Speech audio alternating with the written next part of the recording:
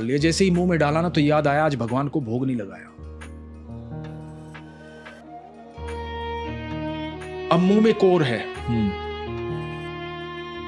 एहसास हुआ कि भगवान को भोग नहीं लगाया। भगवान को भोग लगाए बिना खाए कैसे माधवदास?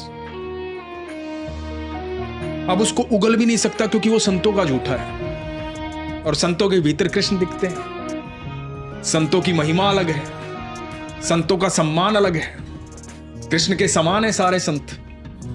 अब मेरे भगवान का झूठा भोजन मैं उगलू कैसे और बिना भगवान को भोग लगाए मैं निगलू कैसे?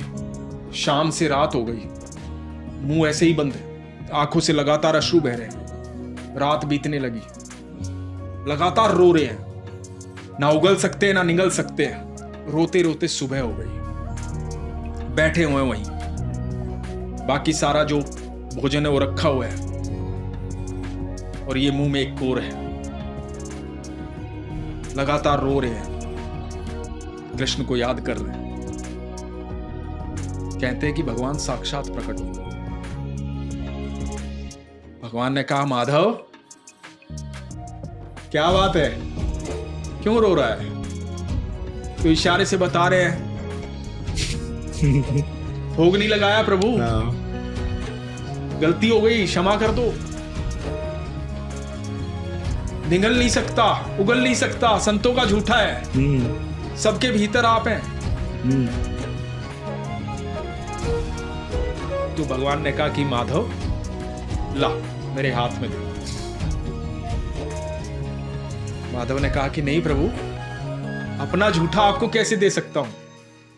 बोले रे माधव, रोज झूठे का ही तो भोग लगाता है, आज कैसी बात कर रहा है, ला दे। बोला नहीं प्रभु, ये मेरा झूठा है। बोला अरे तू उन सब से अत्यंत प्रिय है मुझे, जिनका झूठा भोग तू मुझे लगाता है उन सबसे ज्यादा प्रिय तू मुझे, ला दे। माधव ने कहा नहीं प्रभु, ये पाप नहीं हो पाएगा मुझसे। इशारों में बात चल रही है और भगवान बार बार जिद कर रहे हैं दे।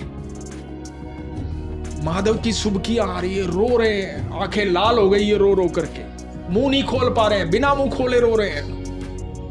भगवान के चरणों में मस्तक रख दिया, शरीर कांप रहा है। एक तो साक्षात ठाकुर जी, वो भी किस कंडीशन में, कुछ बात नहीं कर पा रहा।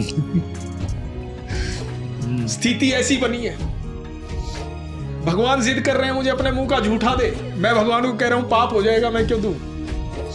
समझ में नहीं आ रहा भगवान से बात कैसे करूं, ना उगल सकता ना निगल सकता।